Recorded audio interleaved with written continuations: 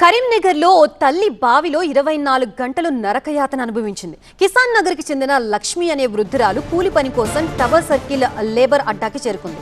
ఓ వ్యక్తి వచ్చి కూలి పనికి రావాలంటూ అడగ్గా ఇందుకు అంగీకరించింది. వెంటనే ర్యాపిడో బైక్ బుక్ చేసుకుని అతను తిమ్మాపూర్ స్టేజ్ దగ్గర డ్రాప్ చేయాలని సూచించాడు.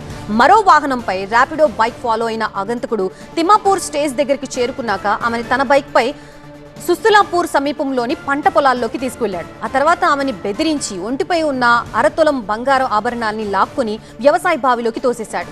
లక్ష్మికి ఈత రావడంతో ఆమె బావిలో ఈదుకుంటూ వేలాడుతున్న తాడుని పట్టుకుని ప్రాణాలు దక్కించుకునే ప్రయత్నం చేసింది. విషయాన్ని గమనించిన ఆగంతకుడు తాడుని కట్ చేసి పరారయ్యాడు. బావిలో దొరికిన మరో ఆసరా ఆధారంగా అందులోనే ఉండిపోయింది.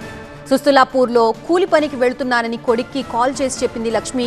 ఇవాళ ఉదయం వ్యవసాయ బావి నుంచి అరుపులు వినిపిస్తూ ఉండటంతో ఆమెని గమనించిన స్థానికులు పోలీసులకి సమాచారం ఇచ్చి బయటికి తీశారు. మరోవైపు లక్ష్మి కొడుకిచ్చిన కంప్లైంట్ ఆధారంగా తనిఖీ చేపట్టారు 3 టౌన్ పోలీసులు.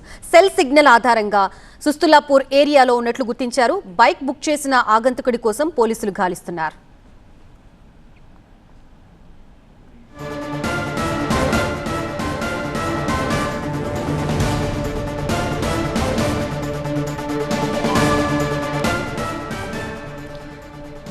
కరీంనగర్లో తల్లి బావిలో 24 గంటలు నరకయాతన అనుభవించింది. పైగా ఆమెకి ఈత రావడంతో ఈ ప్రమాదం నుంచి బయటపడింది. అదే వేరొకరైతే పరిస్థితి ఇంకోలా ఉండేది అనిపిస్తోంది సిచ్యువేషన్ చూస్తుంటే.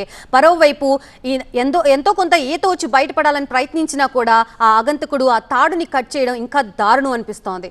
పైగా ఈ కిసాన్ నగర్కి చెందిన లక్ష్మి అనే వృద్ధురాలు కూలి పని కోసం బయటకు వస్తే బంగారం కోసం ఇంత దారుణానికి ఒడిగట్టాడు ఆ నీచుడు.